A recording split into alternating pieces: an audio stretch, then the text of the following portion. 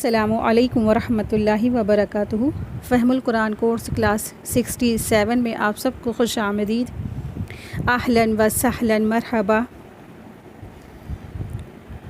اللہ سبحانہ تعالیٰ قرآن کریم سورہ نحل آیت نمبر 89 میں فرماتے ہیں وَنَزَّلْنَا عَلَيْكَ الْكِتَابَ تِبْيَانًا لِكُلِّ شَيْءٍ وَهُدًى وَرَحْمَةً وَبُشْرَى لِلْمُسْلِمِينَ، اور ہم نے آپ پر ہر چیز کو بیان کرنے والی کتاب نازل کی ہے جو ہدایت ہے اور رحمت ہے۔ کس کے لیے؟ خوشخبری ہے۔ کن لوگوں کے لیے؟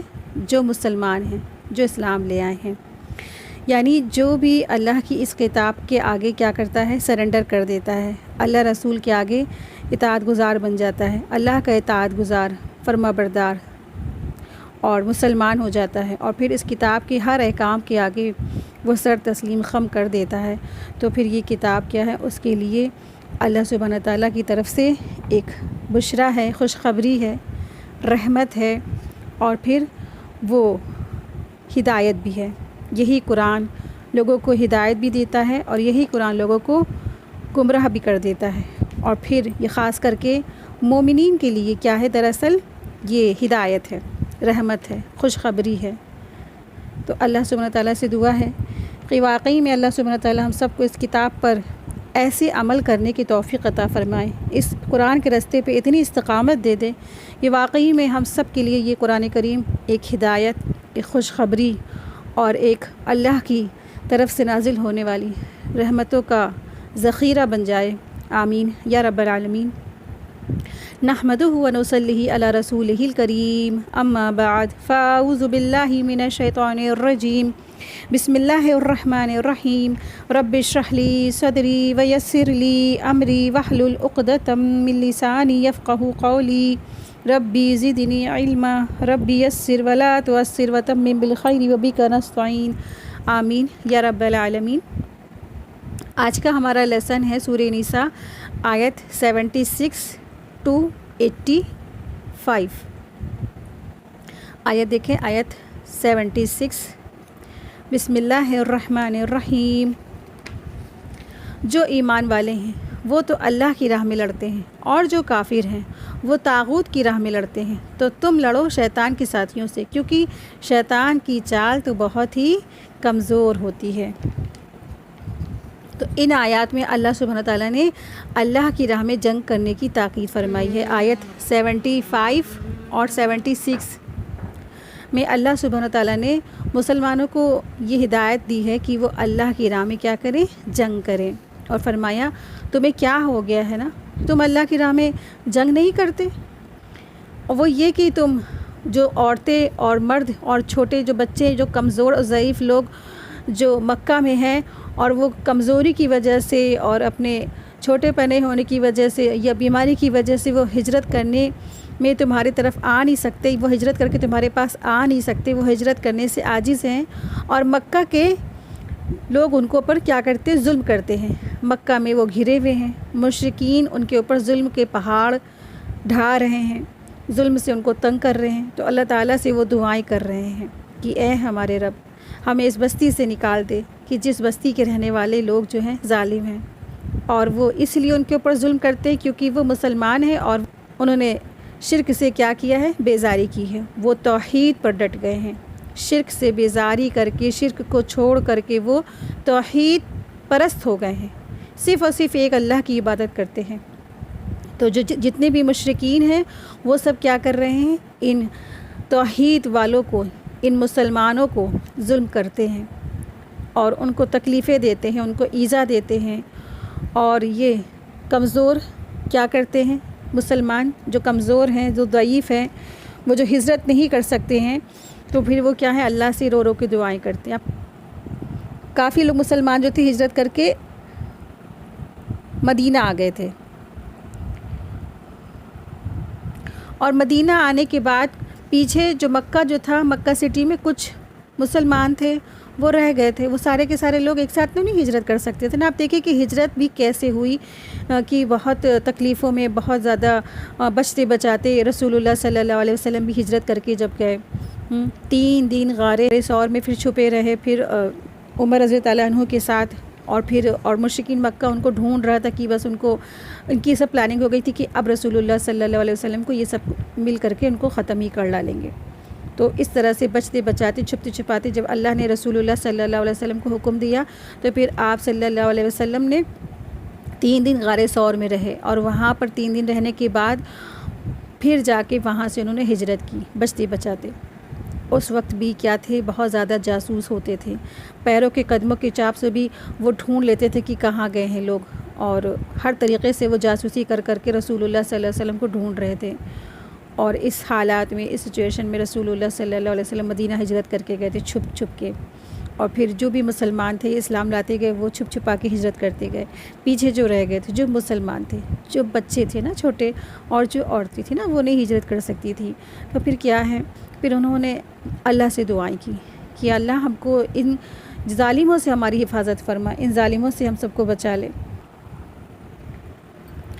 تو ان کمزور اور ضعیف جو مسلمان تھے, عورتیں تھے, بچے تھے, بیمار تھے, بوڑھے تھے, بزرگ تھے, وہ سب اللہ سے دعائیں کرتے تھے کہ اللہ تعالیٰ ہم کو ان کے ظلم و ستم سے بچا لے.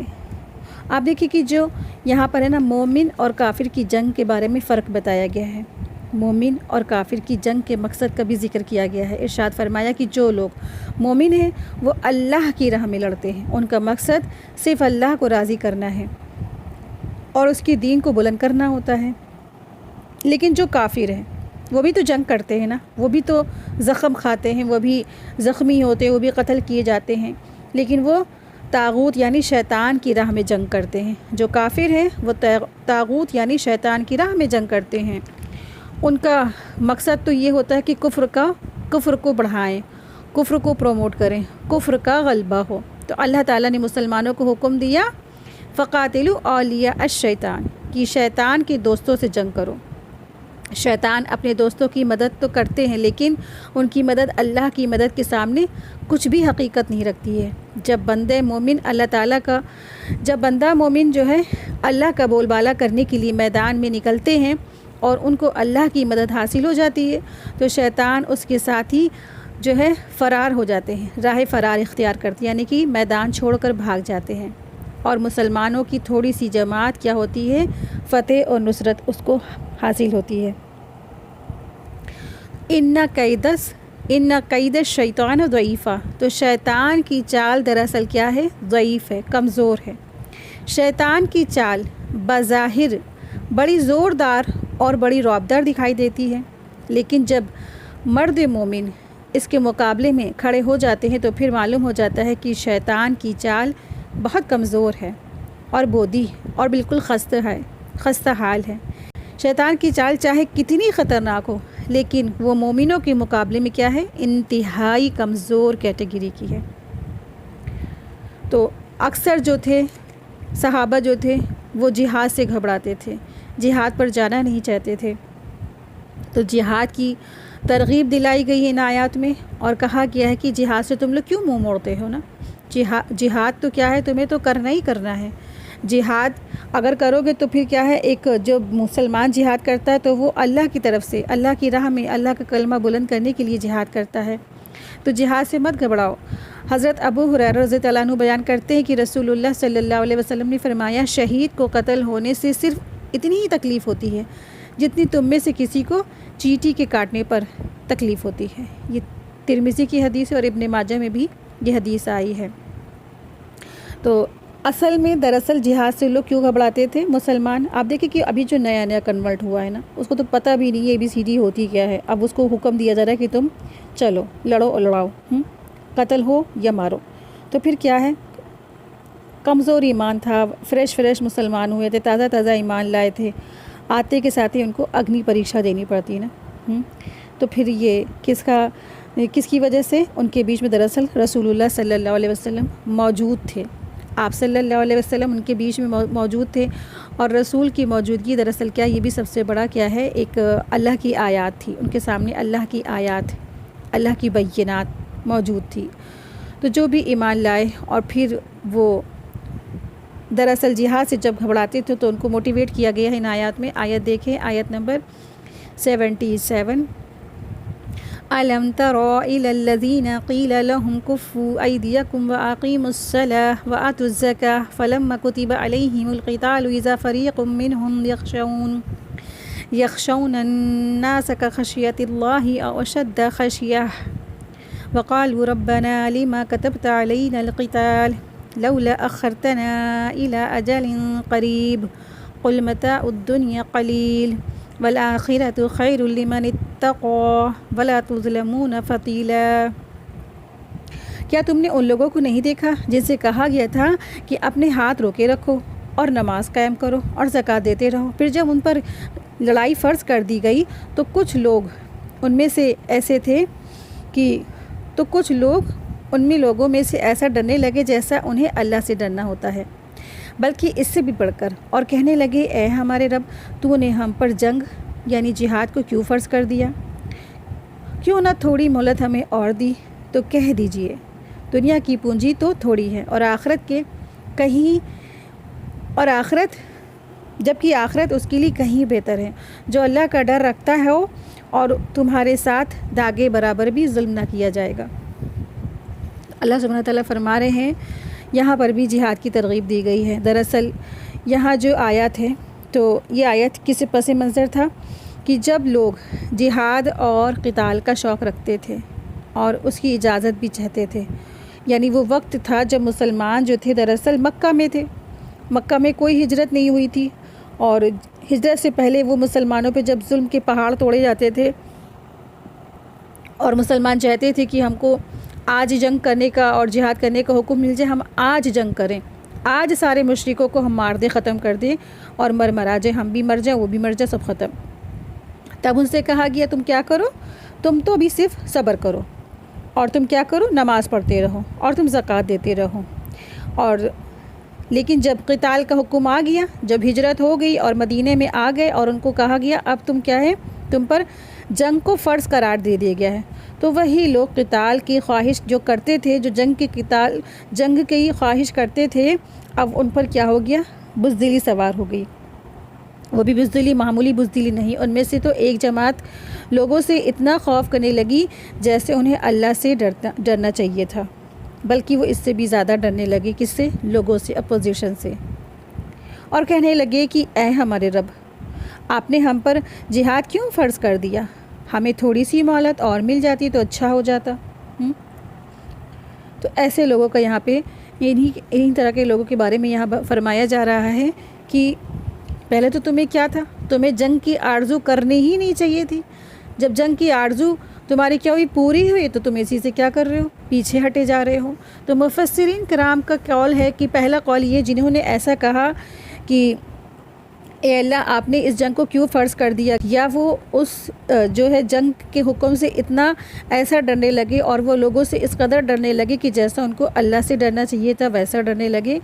تو دراصل مفسرین کا قول ہے کہ یہ جو الفاظ ہیں نا ان منافقین کے ہیں جو بظاہر ایمان لائے تھے، لیکن وہ ان کے جو ایمان ہے نا ان کے دلوں میں نہیں اترا تھا۔ اور دوسرا قول یہ بھی لکھا ہے مفسرین نے کہ ہو سکتا ہے یہ قول ایسے مسلمانوں کا ہو کہ جو علم سے تھوڑا سا دور تھے اور وہ خوف اور بزدلی کی وجہ سے ان کی زبان سے الفاظ نکل گئے ہوں۔ تیسرا اقوال مفسرین کا یہ ملتا ہے کہ ہو سکتا ہے کہ جن لوگوں نے یہ بات کہی تھی پہلے وہ مومن ہو، لیکن جب وہ قتال ان کے اوپر فرض ہوا تو بزدلی کی وجہ سے وہ منافق ہو گئے اور جہاد سے پیچھے ہٹ گئے اسی وجہ سے۔ بہرحال ایک حدیث ملتی ہے جس میں مستدرک حاکم میں حضرت ابن عباس رضی اللہ عنہ سے نقل کیا ہے کہ عبد الرحمن بن عوف رضی اللہ عنہ اور ان کے کچھ ساتھی رسول اللہ صلی اللہ علیہ وسلم کی خدمت میں حاضر ہوئے۔ یہ واقعہ دراصل ہجرت سے پہلے کا ہے، اور جب وہ سب حاضر ہوئے تو انہوں نے عرض کیا اے اللہ کے نبی، ہم جب مشرک تھے تو عزت میں تھے، اور جب ہم ایمان لے آئے ہیں تو ذلت والے ہو گئے ہیں، تو لہٰذا ہمیں دشمنان دین سے جنگ کرنی چاہیے، یعنی کہ آپ ہمیں اجازت دیں کہ ہم جنگ کریں۔ تو رسول اللہ صلی اللہ علیہ وسلم نے فرمایا مجھے معاف کرنے اور درگزر کرنے کا حکم دیا گیا ہے، اس لیے جنگ نہ کرو۔ پھر جب آپ کو اللہ تعالیٰ نے مدینہ پہنچا دیا تو قتال کا جب حکم دیا گیا تو اس وقت لوگ جنگ کرنے سے بچنے لگے، تو اس پر اللہ سبحانہ تعالیٰ نے یہ آیتیں نازل فرمائی ہیں۔ بہرحال جو بھی صورت رہی ہو، بزدلی انسان پر دنیا کی وجہ سے طاری ہو جاتی ہے نا۔ اگر آخرت کی محبت ہو، جو آخرت باقی رہنے والی ہے، جو حقیقت انسان جان جائے گا کہ واقعی میں یہ دنیا کیا ہے، بس ایک دھوکے کا سامان ہے، اور اصل جو ہمارا جگہ ہے، اصل جو ہمارا گھر ہے، اصل جو فائنل ڈیسٹینیشن ہے، وہ دراصل کیا ہے، ہمارا آخرت ہے۔ آخرت ہمارا گول ہے۔ تو پھر وہ جو بندہ مومن ہوتا ہے تو پھر ان سب چیزوں سے وہ نہیں ڈرتا ہے۔ ڈرتے تو وہی لوگ ہیں جو اس دنیا سے محبت کر بیٹھتے ہیں، اس دنیا کی چاہت میں مرے جا رہے ہیں، اس دنیا کے پیچھے بھاگے جا رہے ہیں، تو پھر وہ اس دنیا کے پیچھے سب کچھ کر رہے ہوتے ہیں نا، ان کی دوڑ، ان کی محنت، ان کی جد و جہد اس دنیا کے پیچھے رہتی ہے۔ تو پھر اس دنیا کی لالچ میں آ کر کے اپنی جان کو بھی بہت محبوب سمجھتے ہیں، تو اس جان کو اللہ کی راہ میں کھپانا نہیں چاہتے ہیں، نہ ہی آخرت ان کی محبت ہوتی ہے۔ تو لڑنا اور مرنا، اللہ کے لیے جان دینا سب آسان ہو جاتا ہے۔ کس کے لیے؟ جو دل سے ایمان لے آتا ہے، جو اللہ سے محبت کرتا ہے، جو رسول سے محبت کرتا ہے، جن کا مقصد، جن کا جو ٹارگٹ ہے، جن کا گول جنت ہوتی ہے۔ اس لیے ان کا جواب دیتے ہوئے اللہ سبحانہ تعالیٰ نے فرمایا، قُلْ مَتَاعُ الدُّنْيَا قَلِيلٌ، کہ آپ فرما دیجئے کہ دنیا کا تو فائدہ ذرا سا ہے، تو جو ذرا سی چیز ہے اس کے پیچھے کیوں بھاگے جا رہے ہو؟ اس ذرا سی دنیا کی وجہ سے آخرت کی طرف نہ بڑھنا دراصل کیا ہے؟ ایک بہت بڑی ناسمجھی ہے۔ وَالْآخِرَةُ خَيْرٌ لِمَنِ اتَّقَىٰ، آخرت بہتر ہے اس شخص کے لیے جو تقوی اختیار کرے گا۔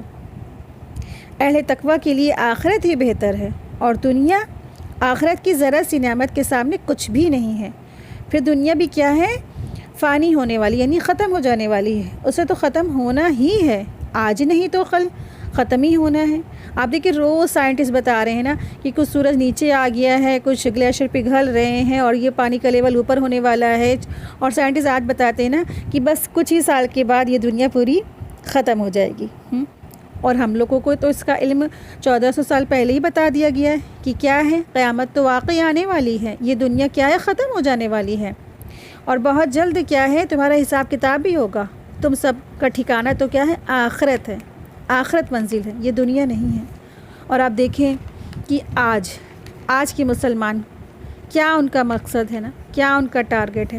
آپ دیکھیں، ہم سب اپنے آپ کو چیک کریں، کیا ہم نے واقعی میں اللہ کو محبوب رکھا ہے؟ کیا ہم نے واقعی میں آخرت کو سب کچھ سمجھ رکھا ہے؟ ہم نے واقعی میں یہ یقین کیا ہے کہ آخرت ہی ہمارا فائنل ڈیسٹینیشن ہے؟ یہ دنیا کیا ہے، بالکل قلیل ہے۔ کیا پھر تیاری کی ہے؟ تیاری بھی کچھ نہیں ہے نا، کوئی تیاری نہیں، نہ کوئی ہم نے یقین ہے۔ بس ہاں، کہیں بھی ایک موت مٹی ہوتی ہے تو واقعی میں اس وقت لگتا ہے کہ ہاں اللہ کے پاس ہمیں بھی جانا ہے، اور اس وقت بس کلمہ پڑھ لیا، کچھ تلاوت پڑھ لی، اور کچھ غم منا لیا، تھوڑے سے آنسو، اور پھر کیا ہو جاتے، پھر سب کے سب واپس اپنی زندگی میں پہلے کی طرح سے لوٹ آتے ہیں، اور موت کی یاد دہانی بھی ختم ہو جاتی ہے۔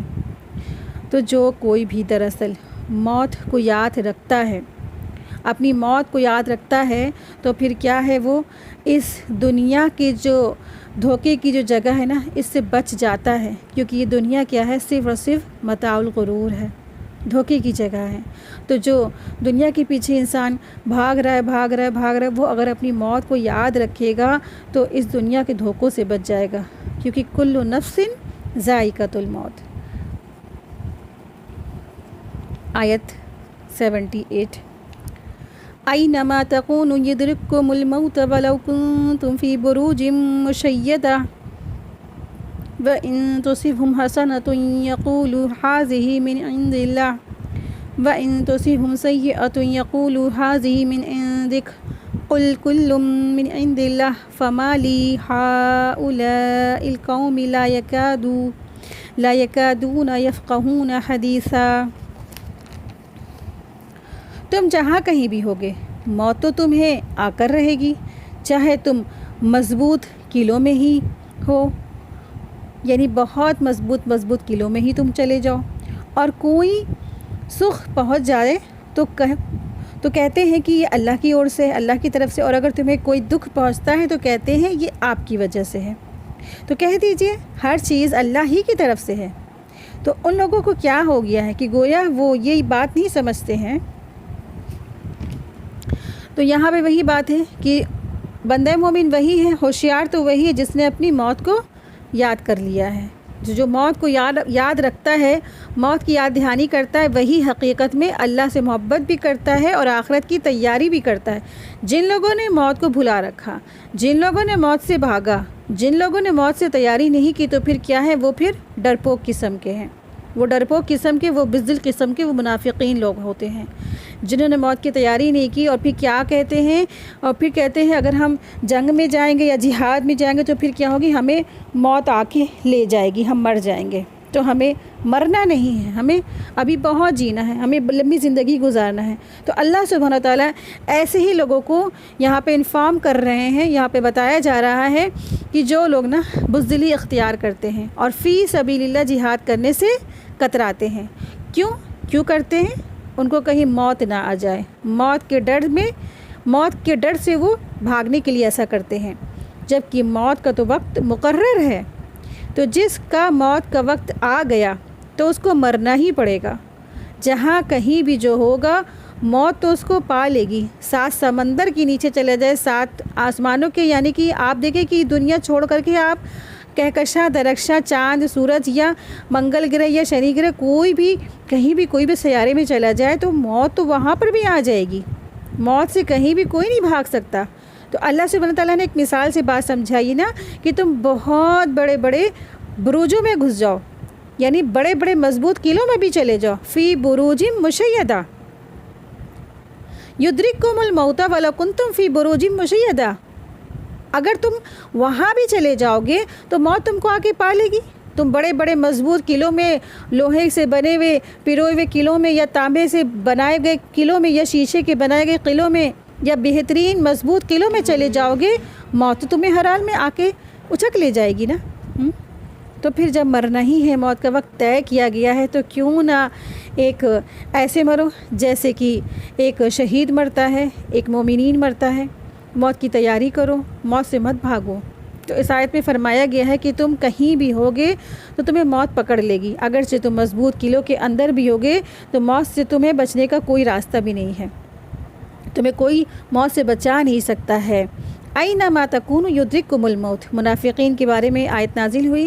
جب غزوہ احد میں مسلمان شہید ہو گئے تھے، منافقوں نے کہا تھا کہ اگر وہ ہمارے پاس ہوتے تو وہ نہ مرتے اور نہ ہی وہ قتل کیے جاتے. تو اللہ تبارک تعالیٰ نے ان کی اس بات کو رد کرتے ہوئے فرمایا ہے کہ تم جہاں کہیں بھی ہوگے نا، موت تو تم کو پکڑ لے گی. چاہے تم مضبوط قلعے میں ہو تب بھی، اور تم موت سے نہ بھاگ نہیں سکتے، موت سے کوئی بچ نہیں سکتا.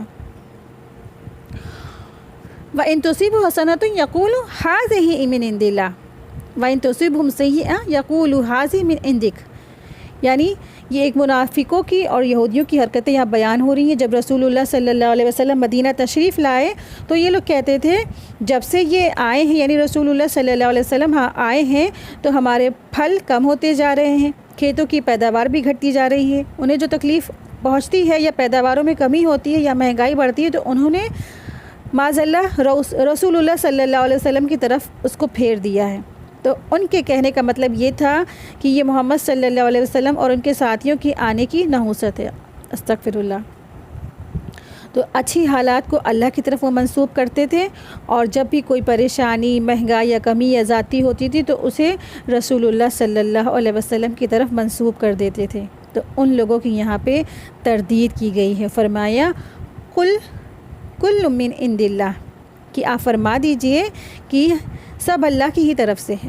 مطلب یہ ہے کہ آپ ان سے یہ فرما دیے خوشحالی اور بدحالی اللہ کی طرف سے ہے، میرا اس میں کوئی دخل نہیں ہے. نعمت تو اللہ کے فضل سے ہے، اور مصیبتیں آنے میں تمہاری بدعمالیوں کا ہی دخل ہے. لیکن ہوتا بھی کیا ہے، سب اللہ کی مرضی سے ہی ہوتا ہے نا، اور اس کے ارادے سے ہی ہوتا ہے. پھر فرمایا فما لہؤلاء القوم لا یکادون یفقہون حدیثا. ان لوگوں کو کیا ہوا ہے کہ بات سمجھنے کے پاس بھی بھٹکتے نہیں ہیں، باتوں کو سمجھنے کے پاس بھی نہیں گزرتے ہیں. ان کی جہالت ان پر غالب آ گئی ہے، ان کو جاہل رہنا ہی پسند ہے. آیت 79.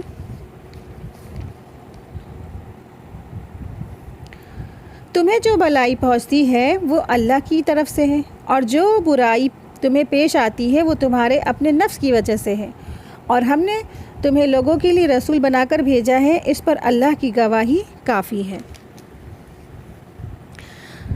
ما اصابک من حسنۃ فمن اللہ وما اصابک من سیئۃ من نفسک فمن نفسک، جو کچھ تجھے اچھی حالت پہنچ جائے وہ اللہ کی طرف سے ہے، اور جو کچھ بدحال پہنچ جائے وہ تیری طرف سے ہے۔ یعنی تجھے کوئی بدحالی، مصیبت، پریشانی پہنچتی ہے وہ تو تیری طرف سے ہے، تیرے ہی اعمالوں کا بدلہ ہے۔ یہ خطاب دراصل سارے انسانوں سے ہے، اس میں اچھی حالت پر بھی اور بری حالت پیش آنے کا ایک قانون بتا دیا گیا ہے۔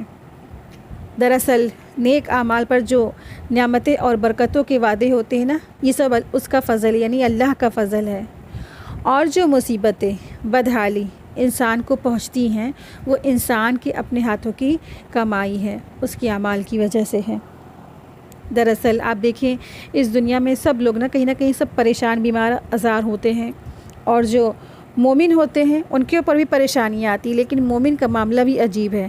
جب وہ خوشحالی آتی ہے تو وہ شکر ادا کرتا ہے، اور جب مصیبتیں آتی ہیں تو وہ صبر کرتا ہے، دونوں ہی حالت میں اللہ سے اجر اور ثواب سمیٹتا ہے۔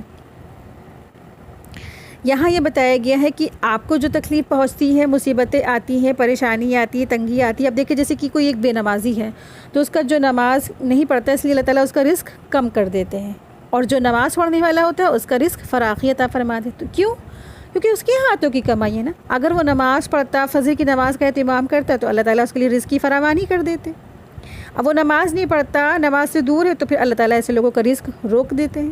پھر اسی طرح سے جو لوگ قرآن پہ عمل کرتے ہیں اور پھر اس کے بعد کیا ہے، وہ لوگ استغفار کثرت سے کرتے ہیں، تو اللہ تعالیٰ ان کے اوپر خوب بارشیں برساتا ہے، یہاں تک کہ کھیت، باغ وغیرہ سب سینچ جاتے ہیں۔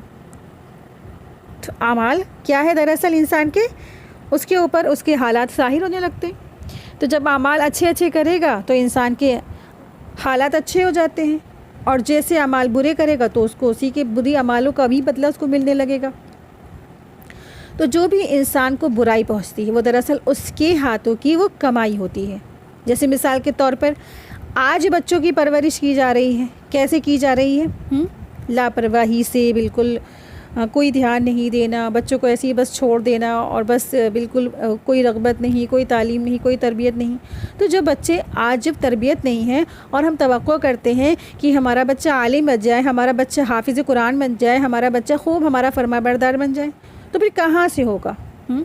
جو بچے نالائق بن گئے ہیں، جو بچے ماں باپ سے بدتمیزی کرتے، جو بچے ماں باپ کا کہنا نہیں مانتے، جو بچے آج اپنی بیویوں کو لے کے الگ ہو گئے، وہ تو دراصل جو تکلیف پہنچی وہ تو ہمارے ہاتھوں کی کمائی ہے نا۔ ہم نے اپنے بچوں کو تربیت نہیں دی، ہم نے اپنے بچوں کو مشنری اسکول کی طرف ڈھکیل دیا، ہم نے اپنے بچوں کو مدرسے، مدارس اور مسجدوں سے دور رکھا، تو یہ سب تو ہمارے ہاتھوں کی کمائی ہے نا۔ جب ہم آج نیم کا پودا لگا رہے ہیں تو ہمیں بڑھاپے میں تو آم کا پودا نہیں مل جائے گا نا، میٹھے میٹھے آم تو نہیں نکلیں گے، اس میں سے کڑوی نبوری نکلے گی نا۔ تو جو بھی انسان کو آج تکلیف پہنچتی ہے نا، تو پھر کیا ہے، وہ اس کے ہاتھوں کی کمائی ہوتی ہے۔ لیکن دراصل جو رحمت ہوتی ہے، جو نعمت ہوتی ہے، وہ برکت ہوتی ہے، وہ اللہ تعالیٰ کی طرف سے ہوتی ہے۔ اسی طرح سے سورہ شورى میں آیت نمبر 30 میں بتایا، اللہ سبحانہ تعالیٰ نے فرمایا وما اصابکم من مصیبت فبما کسبت ایدیکم ویعفو عن کثیر، جو کچھ تم کو دکھ پہنچ جائے وہ تمہارے اپنے کیے ہوئے اعمال کی وجہ سے ہے، اور اللہ تعالیٰ بہت سے اعمال جو برے ہیں نا اس سے درگزر بھی فرما دیتے ہیں، اور مصیبتیں جو آتی ہیں تو انسان کے جو اعمال کی وجہ سے آتی ہے۔ لیکن دراصل کیا ہے، اس سے مومن بندوں کو یہ فائدہ ہوتا ہے کہ ان کے گناہ معاف ہو جاتے ہیں۔ جب مومنوں کو تکلیف ہوتی ہے، مومنوں پہ پریشانی آتی، مومنوں پہ مشکلات آتی ہیں، تو مومنوں کے کیا ہو جاتے ہیں، گناہ معاف ہو جاتے ہیں اور ان کے درجات بلند کر دیے جاتے ہیں۔ آخر میں فرمایا وَأَرْسَلْنَاكَ لِلنَّاسِ رَسُولًا، اس میں رسول اللہ صلی اللہ علیہ وسلم کی طرف اشارہ ہے کہ لفظ للناس میں اس بات کی تصریح ہے کہ آپ صلی اللہ علیہ وسلم تمام انسانوں کے لیے رسول ہیں، اور وَكَفَى بِاللَّهِ شَهِيدًا، اور یہ فرمایا کہ اگر کوئی شخص آپ کی رسالت کا انکار کرے تو اس کے انکار سے آپ کی رسالت کے عہدے پر کوئی فرق نہیں پڑنے والا۔ انکار جو کرنے والے ہیں ان کی وجہ سے آپ صلی اللہ علیہ وسلم آپ دکھی مت ہو، غمزدہ مت ہو، اور آپ کی رسالت پر تو دراصل کیا ہے، اللہ کا گواہ ہونا ہی کافی ہے۔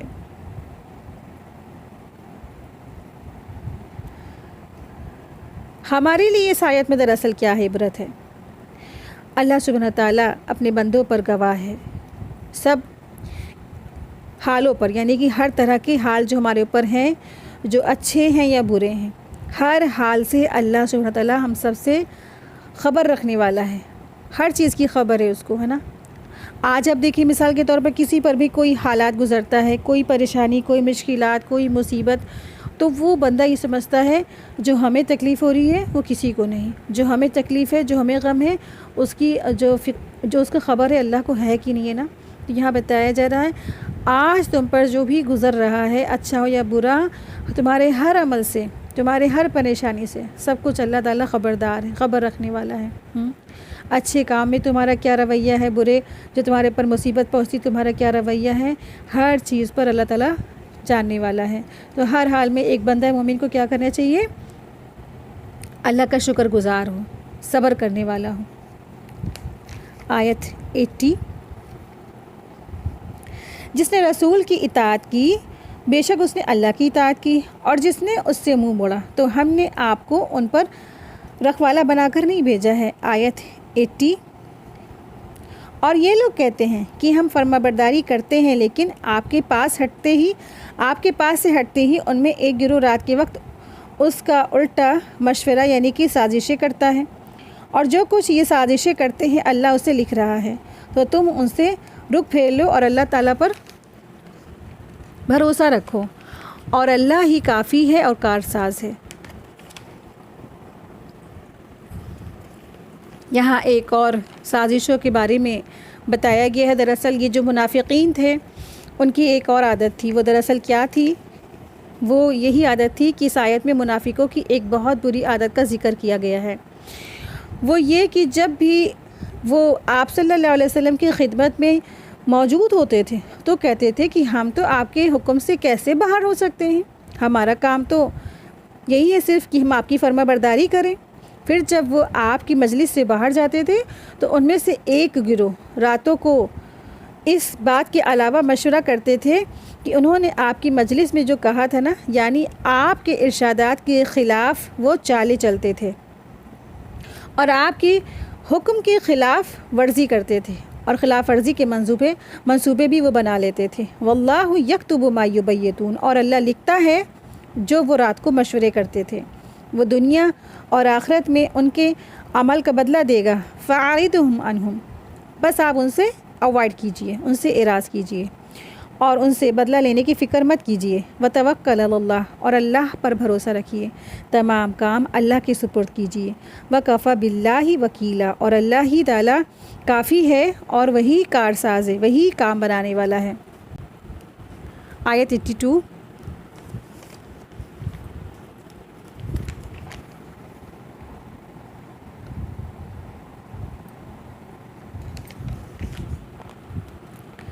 کیا یہ لوگ قرآن میں سوچ وچار نہیں کرتے؟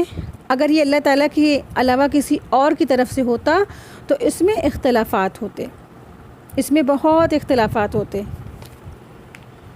تو قرآن میں تدبر کرنے کی یہاں پہ ترغیب دی گئی ہے کہ انسان کو چاہیے وہ قرآن کریم میں غور و فکر کرے، تدبر کرے۔ تدبر دراصل کیا ہے، دبر سے ہے، دال با را، یعنی کہ پیچھے اس کی طرف سے۔ تو تدبر یعنی اس کی میننگ ہوتی ہے کسی چیز کی گہرائی میں جا کر غور فکر کرنا، کسی چیز کی ڈیپتھ میں جا کے غور فکر کرنا۔ آپ دیکھیں کہ سمندر ہوتا ہے نا، اوپر سے کچھ ہوتا ہے، جب لیکن جو غوطہ خور ہوتے ہیں جب اس کی ڈیپتھ میں جاتے ہیں تو وہی سمندر کچھ اور ہوتا ہے۔ نیچے کس قدر ہیرے، موتی، پخراج، خزانے سب اس کے ہاتھ لگتے ہیں نا غوطہ خور کے، اور جو سمندر اوپر ہی اوپر ہمیں دکھتا ہے وہ اس کا کچھ اور ہی منظر ہوتا ہے نا، ایک دم جو ٹھاکے مارتا ہوا، لہریں مارتا ہوا سمندر ہے نا، کھارا پانی ہوتا ہے۔ جب سمندر کے نیچے جاتے ہیں تو پتہ چلتا ہے کہ واقعی میں سمندر کے اندر بھی کیا ہے، میٹھے پانی کے جھرنے ہیں اور میوے ہیں، پخراج ہیں، ہیرے ہیں، جو جتنا ڈیپتھ میں گیا اس کے ہاتھ میں وہ خزانے لگے۔ تو یہاں اللہ سبحانہ تعالیٰ فرما رہے ہیں افلا یتدبرون القرآن، کیا یہ لوگ قرآن میں غور و فکر نہیں کرتے؟ اگر قرآن میں غور فکر کریں تو ان کو یہ یقین ہو جائے گا، یہ معلوم ہو جائے گا یہ قرآن صرف اور صرف اللہ کی طرف سے ہے، اور یہ بھی معلوم ہو جائے گا کہ محمد رسول اللہ صلی اللہ علیہ وسلم اللہ کے رسول ہیں، جن کے رسول ہونے کی گواہی اللہ تعالیٰ نے اپنی کتابوں میں دی ہے۔ وَلَوْ كَانَ مِنْ عِنْدِ غَيْرِ اللَّهِ لَوَجَدُوا فِيهِ اخْتِلَافًا كَثِيرًا، اور اگر یہ قرآن اللہ کے علاوہ کہیں اور سے ہوتا تو ضرور اس میں بہت سارے اختلافات ہوتے، بہت ساری جو ہے نا مسٹیکس ہوتی، غلطیاں ہوتی۔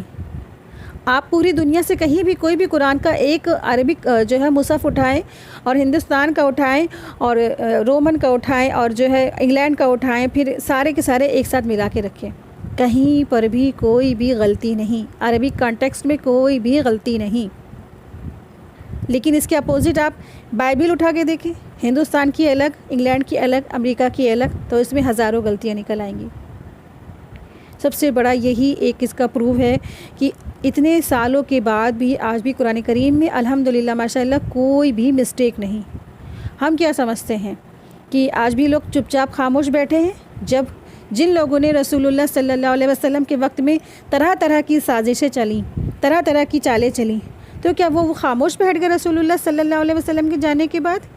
نہیں، مسلسل لوگ آج بھی اور اس وقت میں بھی اور 1400 سال پہلے اور 1200 سال پہلے اور 1000 سال پہلے مسلسل لوگ کوششوں میں لگے ہیں کہ قرآن میں کوئی غلطی نکال دیں، قرآن میں کوئی ایسی مسٹیک نکال دیں جس سے یہ پروو کر دیں کہ یہ قرآن جو ہے نا نعوذ باللہ معاذ اللہ رسول اللہ صلی اللہ علیہ وسلم نے لکھا ہے۔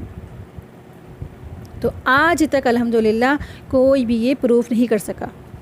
قرآن اللہ کے علاوہ اور کہیں سے ہوتا تو ضرور اس میں کیا ہوتے، بہت سی مسٹیک ہوتی، اس کی خبروں میں بھی اختلاف ہوتا۔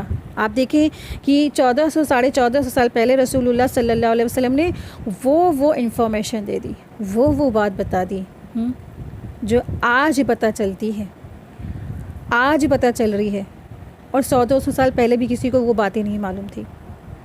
قرآن ہمیں ان باتوں کی خبر دیتا ہے۔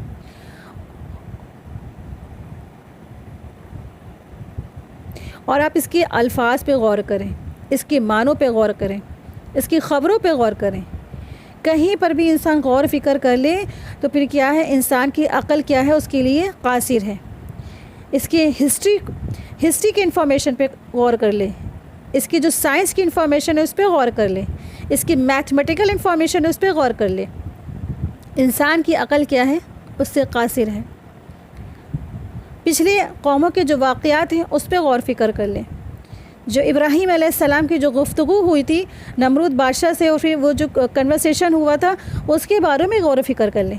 جیسے لگ رہا ہے کہ سامنے کوئی ایک ایسا بیان ہو رہا تھا کہ جیسے کہ وہ چیز چل رہی ہے، آنکھوں کے سامنے وہ منظر پورا کھنچ گیا تھا۔ یہ قرآن کریم کیا ہے، یہ اللہ کی کتاب ہے، اللہ کا کلام ہے، ہوا کلام اللہ۔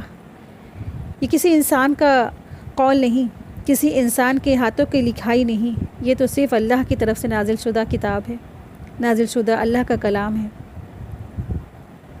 یہ اللہ کی بات ہے، اللہ کا کلام ہے۔ تو اس پہ ہی جب انسان غور فکر کر لیتا ہے نا تو پھر وہ کیا کرتا ہے، مسلمان ہو جاتا ہے، سر تسلیم خم کر لیتا ہے۔ ایک فرعون کے باڈی پہ ریسرچ کرنے والا جو ایک ڈاکٹر، وہ جب اس نے فرعون کی باڈی پہ ریسرچ کرنا شروع کیا تو ریسرچ کرتے پھر وہ قرآن کی طرف آ گیا۔ تو قرآن کے ذریعے سے اس کو پتہ چلا کہ 1450 سال پہلے قرآن کی ایک آیت میں یہ تھا، اللہ سبحانہ تعالیٰ نے یہ فرمایا کہ میں نے فرعون کی لاش کو بطور عبرت لوگوں کے لیے سیو کر دیا ہے، رکھ دیا ہے۔ اور آپ دیکھیں کہ 100-200 سال پہلے فرعون کی لاش سمندر سے برآمد ہوئی۔ سمندر میں فرعون کی لاش کہاں کس جگہ سیف تھی کوئی نہیں جان سکتا۔ حیرت، انسان کی عقل کیا ہوتی، حیرت ہو جاتی ہے۔ سمندر میں کوئی مچھلی اس کی لاش کھا نہیں سکی، کوئی سمندر کا جو پانی ہے موٹے موٹے لوہے کے جہازوں کو گلا دیتا ہے، اور 3000-4000 سال پرانی ایک لاش وہ برآمد ہوگی۔ حیرت کی بات ہے کہ نہیں بات ہے؟ پھر اللہ تبارک تعالیٰ نے اس کو سمندر کے اوپر لا کر لوگوں کے بیچ وہ لے آئے سمندر، فرعون کی لاش. وہ جو ڈاکٹر تھا ریسرچ کرتے کرتے پھر اس نے اللہ نے اس کو پھر کیا ہدایت دی، پھر وہ مسلمان ہو گیا. وہ مسلمان ہو گیا، وہ اسلام لے آیا. اس نے کہا کہ واقعی میں یہ جو قرآن ہے نا، یہ تو صرف اللہ کا کلام ہے، یہ کسی انسان کا قول ہو ہی نہیں سکتا. آپ دیکھیں کہ ایک انسان جو ہوتا ہے نا، وہ صرف ایسی ہی باتیں لکھتا ہے جو اس کو معلوم ہوتی ہے، جو اس کے آس پاس جو چیزیں ہوتی ہیں اسی کو وہ کلیکٹ کرتا ہے. کچھ ادھر سے لے لی، کچھ ادھر سے لے لی، کچھ ادھر سے لے لی، انفارمیشن جو اس کے آس پاس ہوتی ہے. لیکن قرآن میں ایسی انفارمیشن جو فیوچرز میں آنے والی 2000 سال بعد کی انفارمیشن، اور قرآن میں ایسی انفارمیشن جو 3000-4000 سال پہلے گزر چکا، وہ انفارمیشن وہ تو کسی معمولی شخص کی بات ہو ہی نہیں سکتی نا. تو اللہ سبحانہ تعالیٰ اسی کی دعوت دے رہے ہیں کہ تم کیوں نہیں غور فکر کرتے؟ افلا یتدبرون القرآن، تم قرآن کریم میں غور فکر کرو. تو قرآن کریم کے مقابلے میں ایک آیت کا بھی چیلنج دیا گیا تھا کہ اگر تمہیں شک ہے کہ یہ قرآن جو میں نے اپنے بندے پہ نازل فرمائی ہے تمہیں اللہ کی طرف سے ہونے میں شک ہے نا، تو تم اس جیسی ایک صورت لے آؤ. پھر اس کے بعد یہ کہا گیا کہ اس جیسی 10 آیتیں لے آؤ. پھر اس کے بعد یہ کہا گیا کہ تم اس کی جیسی نا ایک آیت لے آؤ. ایک آیت لانے کا چیلنج دیا گیا، جو آج بھی سارے انسانوں کے لیے ایک چیلنج بنا ہوا ہے، اور کوئی بھی اس کے مقابل اس چیلنج کو پورا نہیں کر سکا، اور نہ اس پہ کوئی اس کو اعتراضات ہے. یعنی اس پہ کوئی کمی نکال ہی نہیں سکا، کوئی کمی نکال ہی نہیں سکتے ہیں. لوگ فیل ہو گئی، لوگوں کی عقلیں فیل ہو گئیں. دراصل اس پہ جو غور فکر کرتے ہیں تو وہ سر تسلیم خم کر لیتے ہیں. تو اللہ سبحانہ تعالیٰ نے اسی کی دعوت دی کہ تم کیوں نہیں قرآن کریم میں غور فکر کرتے؟ افلا یتدبرون القرآن، تمہیں تو چاہیے کہ تم قرآن کریم میں غور فکر کرو. قرآن مجید اللہ کا کلام ہے. اس جیسا کلام دنیا والے لانے سے دنیا والے بنا ہی نہیں سکتے ہیں، خواہ وہ کتنی ہی کوشش کر لیں. پھر اگر یہ غیر اللہ کی طرف سے بھی ہوتا تو اس میں بہت زیادہ اختلافات ہوتا، بہت ساری کمیاں ہوتی، بہت ساری مسٹیک ہوتی. کیونکہ یہ قرآن کریم صرف اور صرف اللہ کی طرف سے ہے، اس لیے اس میں اختلافات تو دور، اس میں اختلافات کا کچھ بھی ایک لفظ بھی نہیں ہے. سوال ہی نہیں اٹھتا اس میں اختلافات ہوں. تو اللہ سبحانہ تعالیٰ نے کہا سورہ اسرائیل آیت 88 میں، اگر سب انسان اور جن سب جمع ہو کر بھی اس قرآن جیسا بنا لیں تو اس جیسا نہیں لائیں گے، اور چاہے وہ ایک دوسرے کے مددگاری کیوں نہ ہو. یعنی سارے انسان اور سارے جنات سب مل کر بھی اس قرآن کو جیسی کوئی ایک کتاب بنا لیں تو وہ اس سے قاصر ہیں، وہ نہیں بنا سکتے. آیت 83، اور جب ان کے پاس کوئی بات امن کی یا خوف کی پہنچتی ہے تو اسے وہ پھیلا دیتے ہیں، اور اگر اسے رسول یا اپنے میں سے سرداروں کے پاس پہنچتے ہیں تو ان میں سے جو لوگ جانچنے کی یوگتا رکھتے ہیں تو اس کی اصلیت جان لیتے ہیں. اور اگر تم اللہ کا فضل اور اس کی مہربانی نہ ہوتی تو کچھ لوگوں کے سوا سب شیطان کی ہی پیروی کرنے والے ہوتے. تو یہاں اللہ سبحانہ تعالیٰ فرما رہے ہیں اس آیت میں کہ کیا ہے، وَإِذَا جَاءَ أَمْرٌ مِّنَ الْأَمْنِ أَوِ الْخَوْفِ أَذَاعُوا بِهِ، اور جب ان کے پاس امن یا خوف کا کوئی معاملہ آتا ہے تو اسے وہ مشہور کر دیتے ہیں.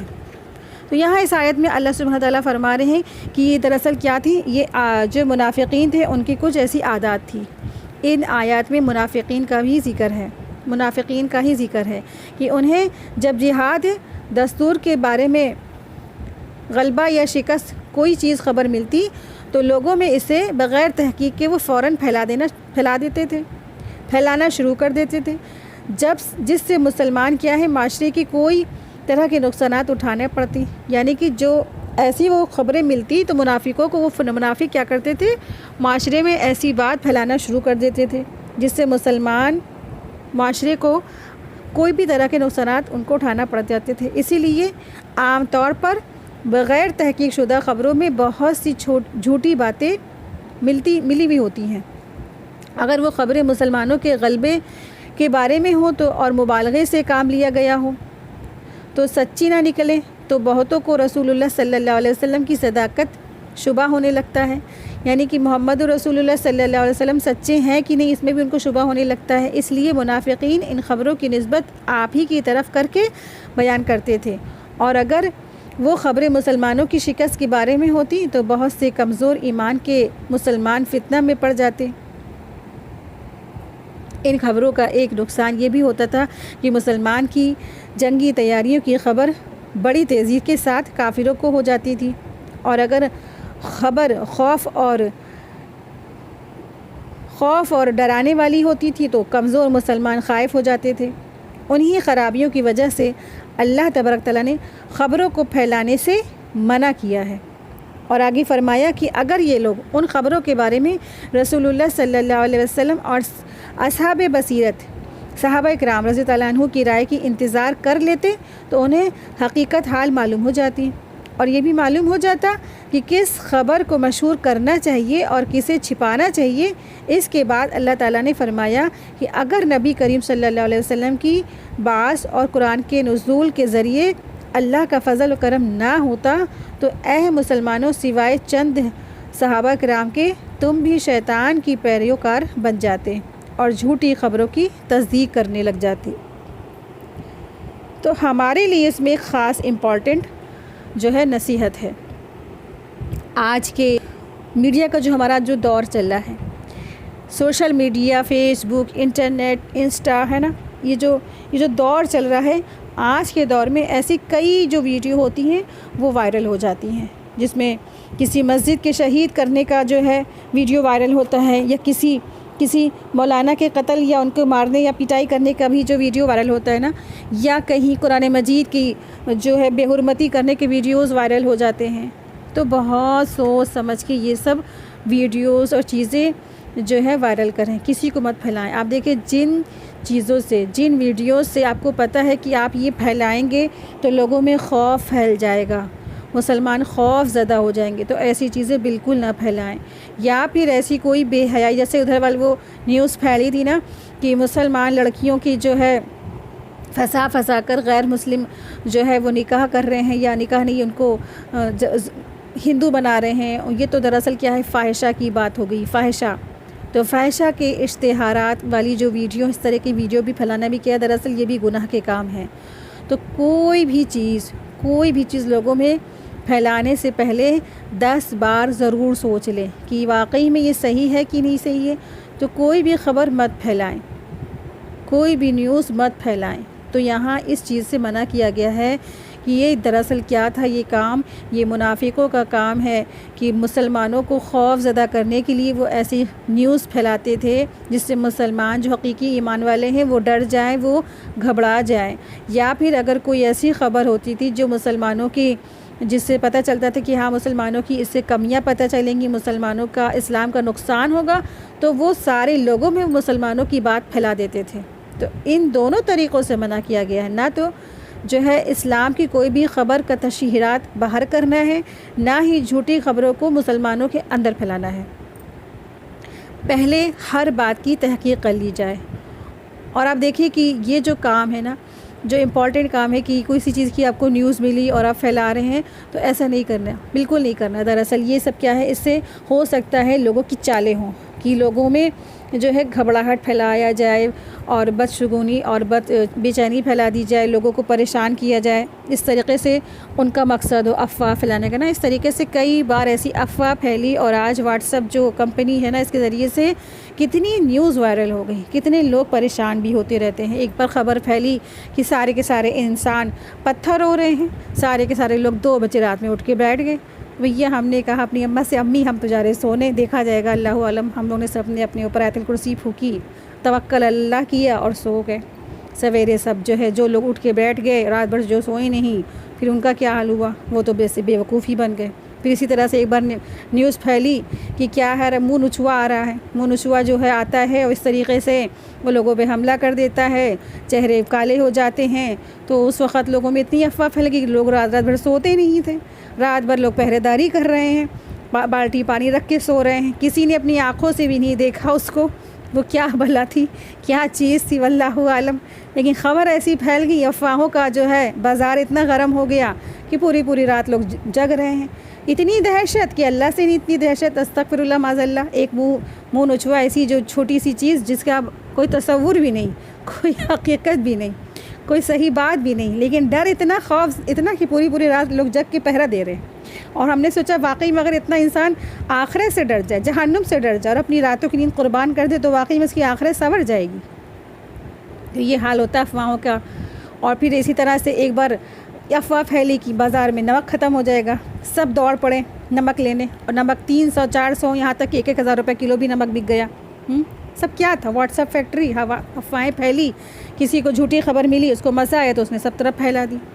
تو اس طریقے سے لوگوں کو پریشان نہیں کرنا، کوئی بھی بات ہو، اگر سچی بات بھی ہے تو اس کو پہلے پھیلانے سے پہلے جو علماء ہیں، جو عالم، جو حکمران ہیں اسلامی، جو امام ہیں، ان سے پہلے مشورہ کیا جائے کہ واقعی میں اس خبر کو سب کو پہنچایا جائے کہ نہ پہنچایا جائے، وائرل کیا جائے نہ وائرل کیا، تب جا کے اس کو لوگوں کے بیچ پھیلایا جائے، ورنہ ان سب سے رک جائیں، بس اپنے کام سے کام رکھیں، فضول کی بات ادھر سے ادھر نہ پھیلائیں۔ بہت الرٹ رہنے کی ضرورت ہے، بہت محتاط رہنے کی ضرورت ہے۔ کسی بھی لڑائی جھگڑے دنگا جو بھی آج کل وائرل ہوتا ہے، حقیقت کیا معلوم کیا ہے نا۔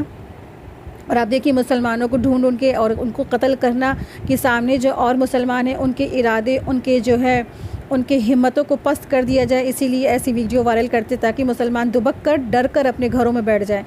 تو ایسی کوئی بھی ویڈیو مت وائرل کریں جس میں یہ دکھایا جا رہا ہو کہ مسلمان ہونے کی وجہ سے اس کو قتل کیا جا رہا ہے۔ وہ تو قتل ہوگی، وہ تو شہید ہوگی، وہ تو چلا گیا، لیکن ایسی ویڈیو وائرل کرنے سے کیا ہوگا؟ مسلمانوں کی ہمتیں پست ہو جائیں گی، وہ ڈر جائیں گے، وہ بزدل ہو جائیں گے۔ تو بالکل مت کرے ایسی ویڈیو وائرل۔ مسلمانوں کو تو نیڈر ہونا چاہیے، مسلمان تو بزدل نہیں ہو سکتا، مسلمان تو ایک جو ہے نیڈر انسان ہے، نیڈر ہے، اسے کسی چیز سے ڈر نہیں سوائے اللہ کے۔ دراصل سیدنا عمر بن خطاب رضی اللہ عنہ بیان کرتے ہیں کہ جب انہیں یہ خبر پہنچی کہ رسول اللہ صلی اللہ علیہ وسلم نے اپنی بیویوں کو طلاق دے دی ہے تو وہ اپنے گھر سے مسجد آ گئے اور دیکھا کہ مسجد میں بھی لوگ یہی گفتگو کر رہے ہیں، تو ان سے برداشت نہ ہو سکا، حتیٰ کہ انہوں نے نبی کریم صلی اللہ علیہ وسلم سے اندر آنے کی اجازت طلب کی اور دریافت کیا کہ اے اللہ کے رسول، کہ آپ نے اپنی بیویوں کو طلاق دے دی؟ آپ صلی اللہ علیہ وسلم نے فرمایا نہیں۔ سیدنا عمر رضی اللہ عنہ بیان کرتے ہیں کہ یہ سن کر میں نے کہا اللہ اکبر، پھر انہوں نے باقی ساری حدیث بیان کی۔ سیدنا عمر بیان کرتے ہیں کہ میں نے رسول اللہ صلی اللہ علیہ وسلم سے عرض کی کہ آپ نے طلاق دے دی؟ رسول اللہ صلی اللہ علیہ وسلم نے فرمایا نہیں۔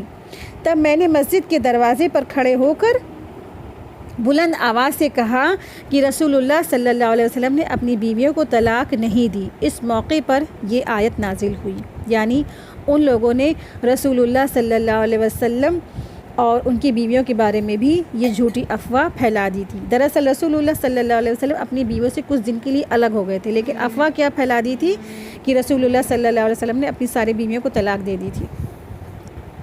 تو اس آیت میں مسلمانوں سے کہا گیا ہے کہ اگر امن یا خوف کی خبر بلا تحقیق پھیلانے کی بجائے اللہ کے رسول اور مسلمانوں کے جو حکمران کو پہنچاتے تو سب سے پہلے وہ غور اور خوض اور تحقیق کر کے معلوم کر کے خبر صحیح بھی ہے یا غلط ہے، کیونکہ بلا تحقیق آگے بات کرنے کو رسول اللہ صلی اللہ علیہ وسلم نے جھوٹا قرار دیا ہے۔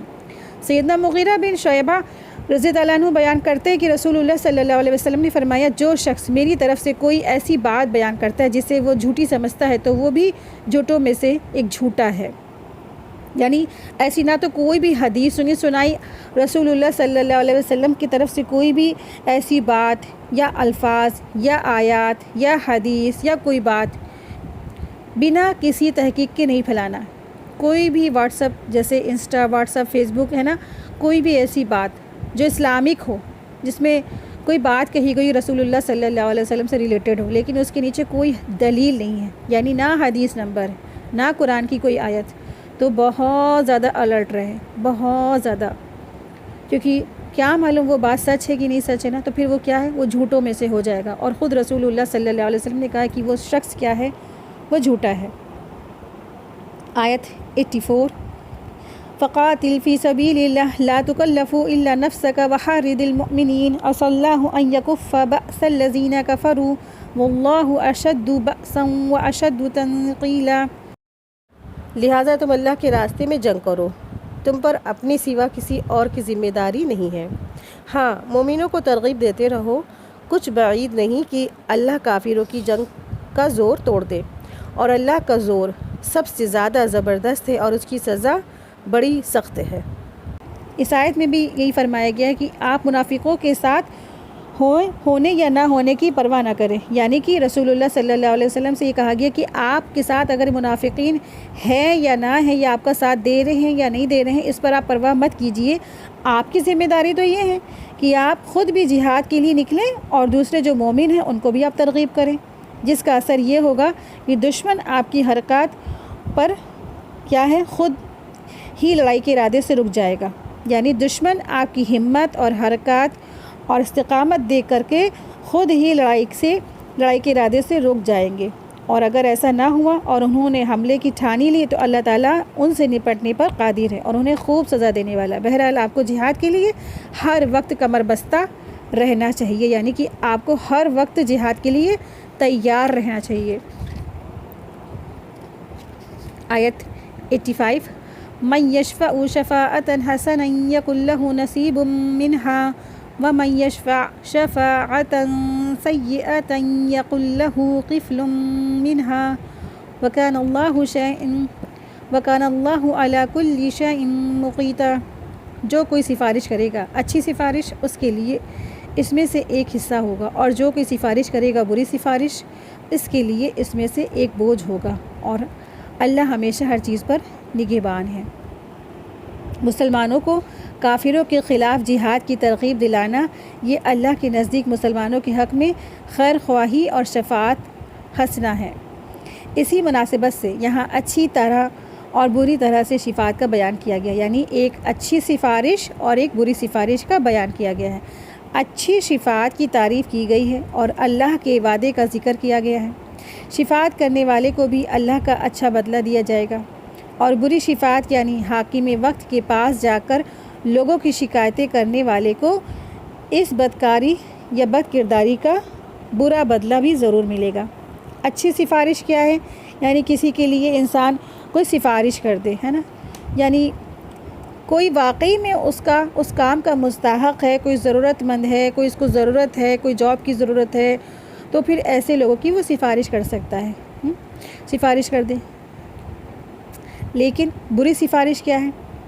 بری سفارش یہ کہ لوگوں کی لگائی بجھائی کر دے، لوگوں کی شکایتیں کر دے، لوگوں کو جو ہے یہ نہ مطلب کہ یہ کہے کہ یہ نہیں، اس لائق نہیں ہے، اگر وہ اس لائق ہو بھی تو وہ کہے نہیں اس لائق نہیں، ان کو آپ کیسے رکھ رہے ہیں، ان کو نہیں، ان کو مت کریں، ان کو مت دیں، ان کو مت کریں، ان کو مت لیں، اس طریقے سے یہ بری سفارش ہے۔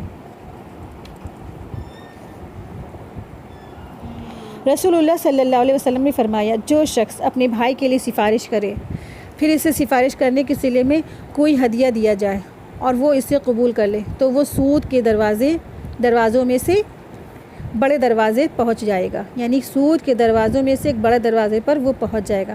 تو سفارش کرنے کے عوض میں جو لوگ چھوٹا سا بھی چھوٹا گفٹ لے لیتے ہیں، وہ کیا ہے؟ وہ دراصل سود ہے، اس سے بچے۔ الحمدللہ آج کی ہماری کلاس مکمل ہوئی۔